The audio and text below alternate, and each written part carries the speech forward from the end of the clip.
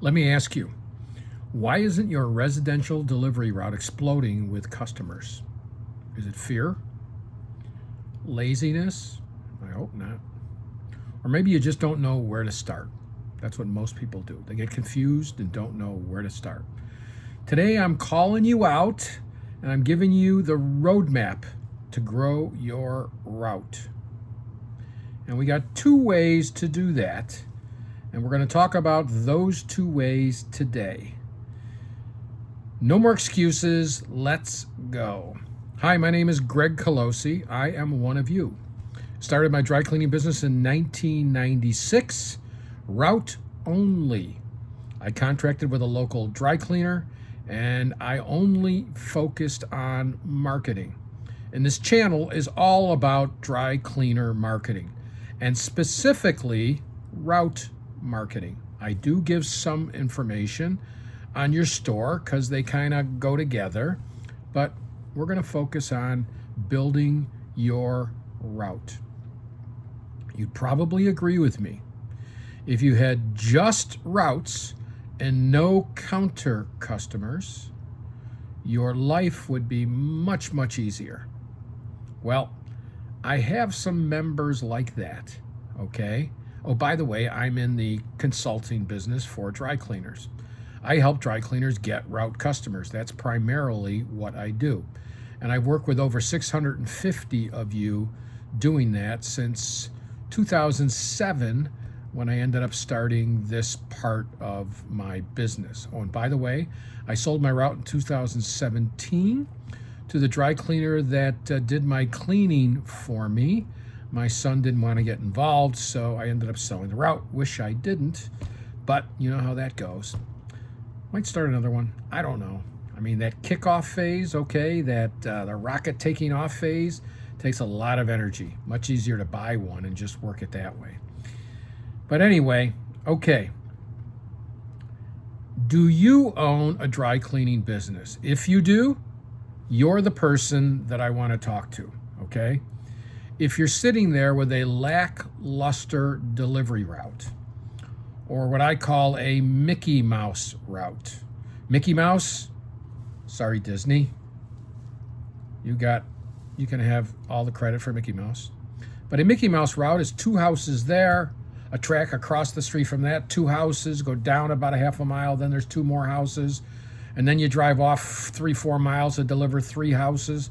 That's what I call a Mickey Mouse route. The route that I built and the route that my members build are concentrated routes. So you go into a neighborhood of 100 houses, you want 15 or 20 of those at least, okay?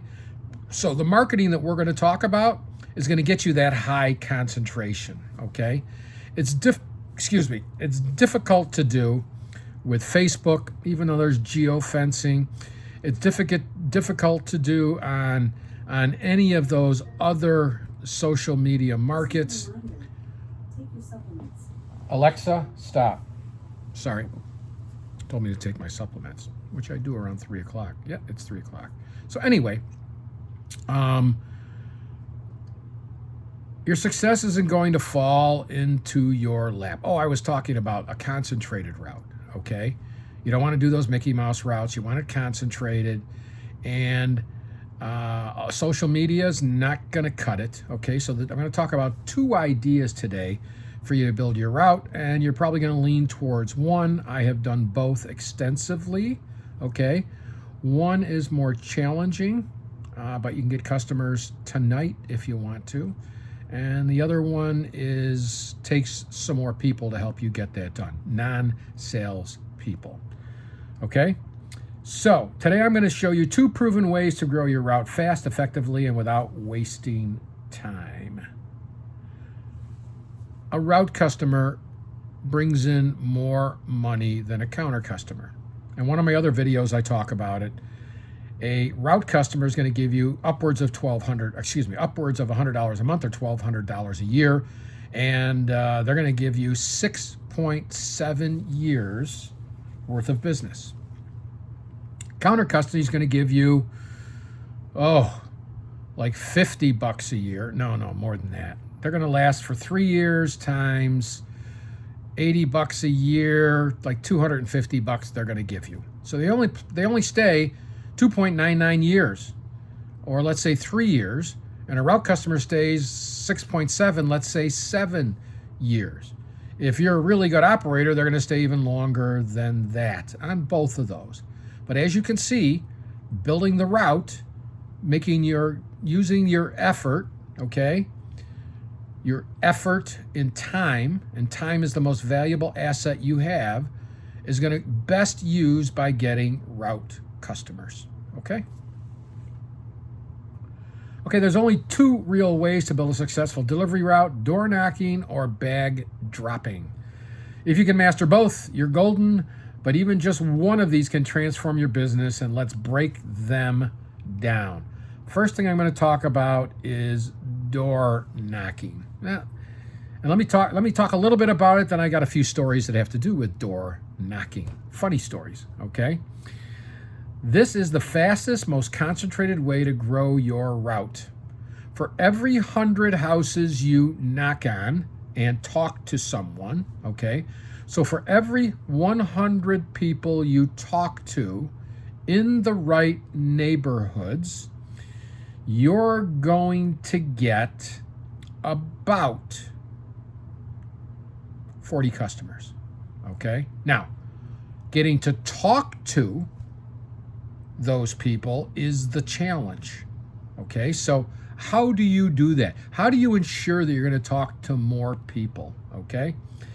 And I've done this during the summer, and I've done it during the winter when it gets dark at 5 o'clock.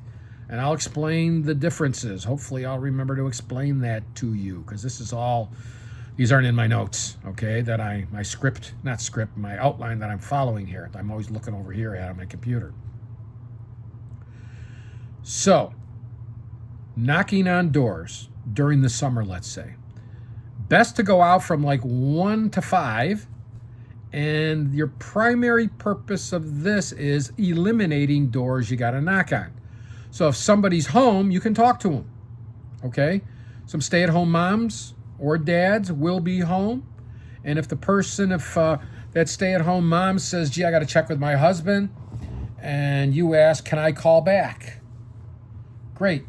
Your first name? Mary. Mary, can I have your phone number? What time's best to call back? Is that around dinner time or after that? And that worked out really well, okay? You get some retired people that are home. Or now you get people that work out of their home, okay? Which that never happened that much back when I was out knocking on doors from 96 to, I don't remember when, but the first number of years I knocked on doors, okay? Then I started doing bag drops. And then after I started doing bag drops, I figured out maybe somebody else could use these things too, like you guys, okay? So I go out during the day. 1 to 5 is elimination. And I track that, okay? I got a sheet that I track. I got all the addresses, and I put up NH means not home, okay? Or I give it an X if they're not interested. So come up with the criteria to track that. And I did it on, cards like this, okay? I had them chopped up. I had an 8.5 by 11 chopped into 3, and I'd carry those cards around. I put all the numbers on the street, the name of the top on the top of the card, and then all the numbers of the street, and I would go down and just knock them right off, okay? And I'd make notes on there. So during the day is elimination. Starting at like 6 o'clock in the summertime, you got from like 6 to 8. You got 2 hours. So if you've eliminated a lot of homes, now you can go to homes that were not there during the day. So these are people that'll probably be there at night. In the summertime, kids are out, people are walking around. It's easier to connect with people, okay? And so that's the way to do it. That's the way to eliminate it. And if you want a script, what to say at the door, leave me a comment down below, and I'll make sure I get you a script. And this script was developed over a long period of time because I knocked on doors in college to get leads for insulation and siding. And then I knocked on doors to get, I had a driveway sealing business. Up here in the north, our driveways are asphalt and they have sealer. I'd go out at night, knock on doors, get a job, okay, a driveway sealing job. I'd do it the next morning, finish it up, go to the golf course and play from noon till like 5 or 6. Then I go out back the next night and get a job for the following morning. And I did that.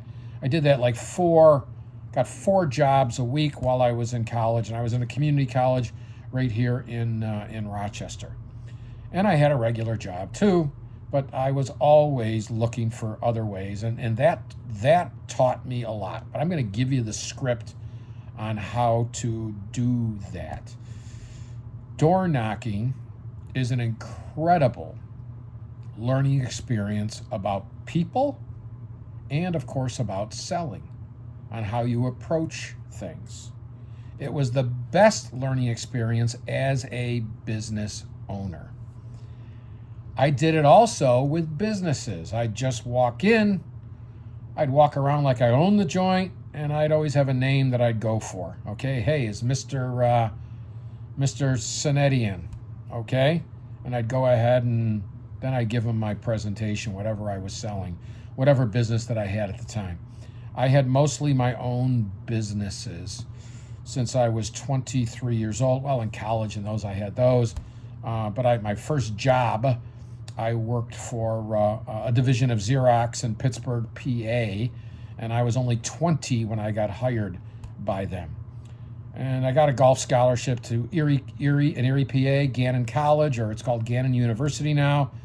If you're from Erie, leave me a note down below. Great college. Bud Elwell was my coach, and I lived on 6th Street, and I got 200 parking tickets because the college campus is in the city, and the coach took care of them. Okay, so door knocking. This is the fastest, most concentrated way to grow your route. Like I said, you knock on 100 houses, see 100 people, you're going to get 40 of them to go ahead and join your route. And out of those 40, you're going to keep 36 of them will end up being customers. 10% is going to go off by the wayside if you follow up and do the things that I talk about in some of the other videos, okay? So I start this business in 1996, and for 2 or 3 days, I go out and knock on doors. I don't get a single customer. Not a single customer. And I thought I knew what I was doing.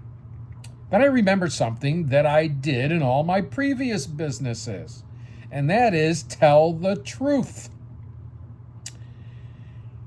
Here's what I did. Knock on the door. By the way, you knock on the door, you step away, you turn sideways. I always wore a cap with the company name on it, and a shirt, or I had a coat in the winter that had it on. I always had a clipboard, and I also had one of my garment bags with me. So I turned to the side. They could see a hat. They would know I'm not a Jehovah's Witness, okay, or a politician knocking on doors, that I was an actual business. That clipboard and the hat and standing to the side, backing off, means a lot. Even when you hear the door starting to open, do not turn until you hear them say hello. Make believe you don't hear a thing. Okay? Okay. So you do that. You turn to the side. And here's what I did. I started telling the truth. Hi, my name is Greg Colosi. I just started a company called Colosi's Cleaners, and we are a dry cleaning pickup and delivery route. I have no customers. And if you decide to join me today, you'll be my first customer. And I did that for the first 50 customers. I started getting them like hotcakes, okay? And most of them stuck with me. I was so excited for those first few customers, and I always sent them all thank you notes. And one of the first few, I put in there, I will service you to death. A couple days later, I get a call from the police. Mr. Colosi, we don't want you to go anywhere near this house. And I said, can I ask you why? Yes, you wrote them a thank you note that says you're going to service them to death, and they are afraid of you. So don't use the phrase service to death. okay, in your thank you notes. I don't do that anymore. But anyway, that's how I first started. And within a couple of years, I didn't go out all the time because it's difficult. I got my first 300 customers that way, okay? I could only go out 1 or 2 nights a week. I had family obligations, a couple of kids. Saturdays were tough, okay? So that's for me, it wasn't that efficient because I couldn't go out a lot, okay? So I had to figure out another way to get route customers. So I know that I've seen a number of water companies that would leave something on a door and they put a little bottle in there and they say, test your water. And then they would walk by like the next day and knock on the door. It wasn't a bag drop and it wasn't as thorough as ours is, but I saw that. So I figured I'm going to create something like that. So I used to be a copywriter and all my companies, Dan Kennedy was one of, if you know Dan Kennedy is one of my first mentors. I've got all his books. I've done a lot of, he's helped me make a lot of money in all my businesses because businesses, by the way, you're not in the dry cleaning business. You're in the marketing of your dry cleaning business. Okay. So, and I did this many, many times before that and got paid money to do it. I wrote a sales letter. Okay. It's actually a salesman in print. That's what it is. And you've read these. You've seen videos where just the words going across. That's basically a sales letter. They still use them today, and it's a great way to sell, as I've proven in our business. Okay, so it was like a 5-page sales letter, and you might think 5 pages, they're going to read it. Well, an average of 3 to 8 people every 100 bags that were dropped must have read the whole thing because they became customers. Now, why the discrepancy, 3 to 8? My average was 5. Some parts of the country are lower and some parts of the country are higher. Detroit's very high, okay? I don't know why, but Detroit is. Atlanta is super high. I don't even mention it. My guy down there got anywhere from 8 to 12 people per 100 backdrops to become customers. I mean, that is phenomenal, okay? So it took me 18 months to test this sales letter. The biggest part of testing it was the different offers. So I started off with percentage off offers. I started with 50% off. Then I went to 75% off. Then I said, whatever you spend in a month, I'll give you off. I said, maybe I'm too high. I went to 40 to 30% off, 20% off. Squadooch, nothing, zero, zilch. I'm going, man, maybe this isn't going to work. So then I started trying money off offers, okay? No, free $10 and free dry cleaning, 20, 30, 40, 50 and free dry cleaning. So I started with 50. Squadooch, nothing. I'm going, man, what am I gonna do? Okay, I've all this time, okay? All this time to try to figure this out. And when you say, why did it take you so long? Because you could only change one thing at a time. It took me about 10 months just to test headlines, okay? All different headlines. I did get an order here, an order there, and then I started testing the offers. And then to make it better, I got different headlines when I found the offer that worked. So that's why it took me 18 months. I was just thinking about 18 months, but that's how long it took me. Every week was something different. I might have missed a few weeks, but a lot of weeks to figure this out, okay? So $50 in free dry cleaning, bombed. 40, bombed. 30, a little better. 20, about the same as 30. $10 in free dry cleaning. Bam! We hit it. We hit it. $10 in free dry. Can you believe that? When they could have got 50, they didn't take it. Now, I've often thought about this, and I still think about this, as this was way back in, early, late 90s, something in that place. And you know what?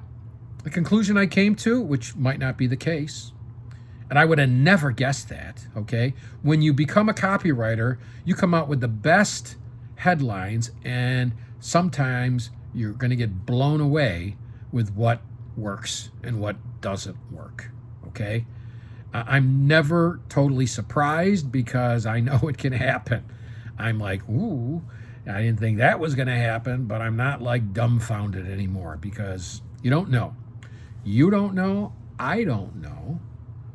It's our prospective customers that know, and we know because they vote to join our company. That's how we know. That's the only real way you're going to know. So I did all this testing for you, okay? I got a program that we actually put together your letter for you. We get some information from you. It's not free, okay? If you're interested in it, leave me a comment down below and we'll connect and I'll send you the information on the program, okay? So that is when I came up with the door knocking. So here's what we did, okay? 5-page letter, headline, started with $10 in free dry cleaning, and then I explained it, and boom, boom, boom, okay? So we put that in a Ziploc bag with a plastic tie. We put it in one of the holes on a garment bag, okay, those 2 holes on the top, okay? And then we hung those on residential doors. And we always hung it on a door that faced the road. So if there was another door that they could see it on the coming in, we want them to see it coming in their driveway. And we also wanted everybody in that neighborhood to see those on all the doors. And I'm going to recommend a very colorful bag. Mine was orange. And later on, we went to a bright, bright green, okay? Because everything was going green back then. So we want somebody driving in the neighborhood, seeing all those and going, wonder if I got one. And so they will immediately go to it, okay? Best day to drop is Friday. We tried all other days, but Friday's the best because they got the whole weekend to take a look at it. And they're instructed in that bag drop letter to leave it out on Monday, either a full bag, and there's a thing in there that could put their name, their phone number, their email address, and we even filled out their address and leave it right in the bag. Didn't even talk to anybody. Didn't call us to ask questions. Very rarely got a call to ask questions. The only time we usually got a call is for what we call a looky-loo. How much are I just got one of your things, or how much are your bedspreads? So they don't do any dry cleaning, they do just a bedspread. So I come back and say, how much do you spend monthly on dry cleaning? Oh, I don't spend maybe $10 a month if you average it over the year. Okay, this program wouldn't work for you. And our bag drop was for those that do dry cleaning. Okay, and I do explain that in the letter, but obviously they their coupon clippers are coupon clippers are coupon clippers. They're very bold, okay? I'd feel embarrassed to do it, but a lot of people don't feel embarrassed to do it. And I do, in the letter, and on the order form, I say this is for people that spend, my old order form's like $25, $30 a week, okay? Something in that neighborhood. I'd have some people that say, gee, I only spend $20 a week. Can I? And of course I'd say yes. You want those kind of people. Okay, so that's what you do. You put it together and you put it out there, and then you follow up on Monday with a Post-it note. So if they've left a bag out there for you, put a post-it note that says that you're going to deliver it back, introduce yourself and your driver's name. If there's no bag, you put one up that says missing bag, okay? And you're going to be back tomorrow, just like that. And that's how you do it, and that's how you follow up. You might say, gee, Greg, can I use plastic bags? We tried. There's no follow-up because they know, you're not going to get the bag back. And because we asked for the bag back. And we ask them like 3 days in a row, Monday, Tuesday, Wednesday. Some of my more aggressive dry cleaners, and you end up getting more customers out of it, ask for it for like 5 days in a row. You will lose, on average, about 30 bags for every 100 bags you drop that will just get lost. Now, if you follow up 5 days in a row, you're only going to lose like 10 bags, okay? And you're going to get more customers. So I think it's a pretty good idea to go ahead and follow up with that. You just got to have somebody drive by and look, okay? And put a post-it note up if, in fact, you got a list, you're checking it off, and boom, boom, boom. So that's how you do the bag drops, okay? I used to get I always got a team to do it. Because if you put two people together that don't know each other, you don't want to hire a team. They respond to an ad and it's a brother-sister or two sisters or two brothers. You don't want to do that, okay? You want two unrelated people because they're going to keep tabs on, they're going to keep each other honest, okay? They're not going to throw the bags, wrap them up, put a rubber band around it, throw it in the yard. They're not going to hook it on a mailbox, okay? All these things have happened, and that's how I've learned these things. So you want to hire two different people to do the route, okay? And you want to hire them for Friday, Monday, Tuesday, Wednesday, okay? Pay them a part-time minimum wage and then give them bonuses based on new customers that come in. $5-10 for every new customer that comes in. They get a bonus for that. This becomes your most important team in your business because they are bringing in the business. And without new customers, you will fail. Okay? You will fail. So it's kind of simple, but it's kind of not. Okay? And so let's talk some more about stopping the excuses. Gee, Greg, this isn't going to work for me because my customers are different. Guess what? I've heard that excuse a million times. They're no different. No different at all. This sales letter is not going to work because the English, it's not proper English. Listen to this story. I had a guy that wanted my program so bad, okay? Then he got it, and his wife read the bag drop letter, who was an English teacher. He told me, my wife wants to change this because you're talking down to people. Well, it's written in conversational English at a 6th grade level. Do you know what the Wall Street Journal and the New York Post are written at? A 5th grade level, okay? We're not talking down to them. It's simple, it's easy, it's conversational, sitting across the kitchen table from them. So he said, okay, Greg, I'll do it your way first, and then if I want to change, I'll do it later. So I talked to him like a month later, and he's getting a boatload of route customers. Hey, you still want to change that bag drop letter? He goes, I told my wife there's no way in hell I am changing this letter, okay? I even did letters with mistakes in them. And copywriters sometimes put mistakes in letters on purpose, sales letters. It lets the other person know that you're a human being also. It does not have to be perfect, okay? Does not have to be perfect. So, that's no longer your excuse. Well, I don't know if it really works. Well, it's going to work, okay? I've had it work in over 650 different dry cleaning markets. It works. Well, you haven't done this since COVID, Greg. I haven't done it, but my members have. It works. It continues to work. There are no excuses. The only excuse that you could probably justify is that I got to get a permit in my town to do this. Guess what? You get a permit. And most of you are going to like the way that I get my permit, okay? I first start dropping in there until somebody turns me in. And I play dumb with the town. Sorry, da-da-da-da-da, da-da-da-da-da. And usually I can get out of getting a permit. You know, paying the $50. They just let me off. They know I'm not, okay?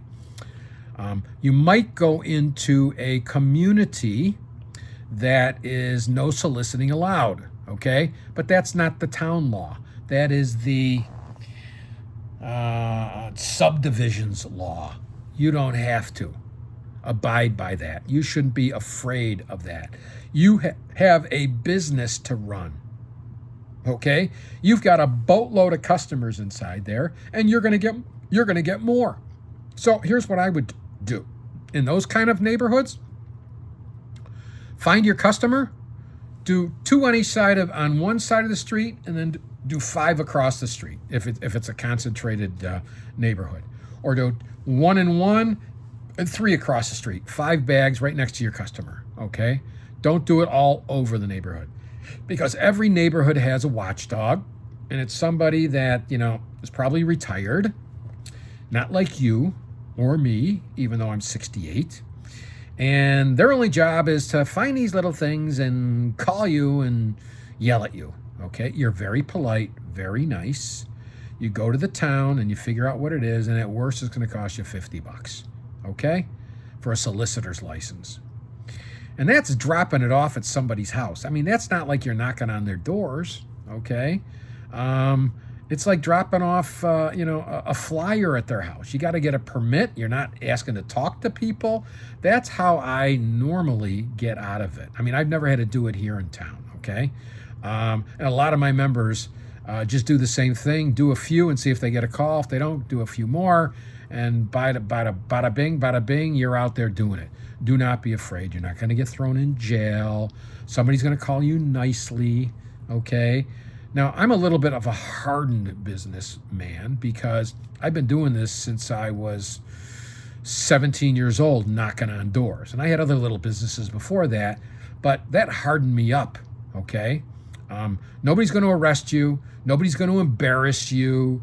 Nobody's going to do anything. Just play dumb, okay? Just play dumb. Say you're sorry, I didn't know, and da-da-da-da-da. Is that lying? No, it's just business, okay? You just didn't know. And maybe you don't know for sure. Maybe you read what the description is. You know, they call us barkers. Are we a barker? Okay. That's in a carnival. I mean, some of the terminology in these towns is so old. No. So I interpreted all of them as if we leave something at their door, that is not soliciting. Okay. So you didn't know. You didn't know it was soliciting what you did. Okay. So that's not lying. Okay. Let's see. Okay, we know that route customers give you the most revenue because they stay for the longest time and they really don't care about price, okay? They don't care about price at all. It's the 20% of your customers generally on your route that give you 80% of your revenue for your whole business, including the counter. I'm sure you've got some counter customers that are whales, but you probably have, if you have a route business, you've got route customers that most of your whales are on the route because they don't want to lug these dry cleaning orders all over the place. They want you to pick it up and deliver it back to them, okay? That's what they deserve. That's what you should give them. And that's what you do, okay? If you like this stuff and you like my videos, I've got a weekly newsletter that goes out down in the description. Go ahead and click on that and sign up for it. And if you've got any questions at all or any comments at all, please leave them down below. I read all of them and respond to all of them. Thank you and make it a great day. Bye.